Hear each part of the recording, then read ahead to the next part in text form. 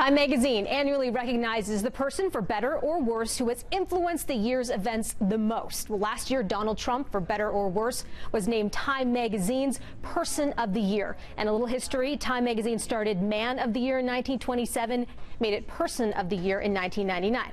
All right, so Trump, it now looks like he won't be making it two in a row after he tweeted that he took a pass on this year's recognition. But the magazine, it has a bit of a different account of events this American Thanksgiving weekend. Drumstick, you are hereby pardoned. Trump's turkey holiday kicked off in typical presidential fashion, pardoning birds, sparing them from the dinner table.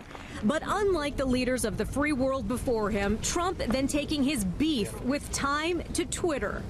Posting, Time magazine called to say I was probably going to be named Man, in brackets Person of the Year, like last year, but I would have to agree to an interview and a major photo shoot. I said probably is no good and took a pass. Thanks anyway. Perhaps worth mentioning here that Trump did include thanks in that tweet as Americans celebrate Thanksgiving. But before you can say leftovers, Time's chief content officer contradicting Trump's take, tweeting, not a speck of truth here. And the magazine posting, the president is incorrect about how we choose Person of the Year. Time does not comment on our choice until publication, which is December 6th. Comedian Sarah Silverman offering her take, saying, we have a president who thinks Time Person of the Year is a prize one wins.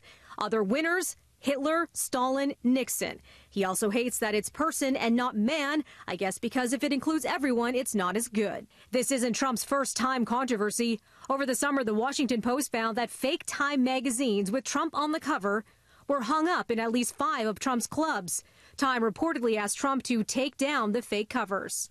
Julia LouisDreyfus, not a Trump supporter, is one of the celebrities having some fun with all this, saying the New York Times just called to say it was probably going to be named Comedian of the Year, but I have to agree to an interview and a major photo shoot, and she ended up passing. Now, about that report from the Washington Post, they shared an article online which shares this tweet from a photographer, Scott Keeler. He took this photo in 2016, and that shows that fake Time magazine cover on the wall at Mar-a-Lago. Mar-a-Lago just happens to be where Trump and his family spending some of their Thanksgiving.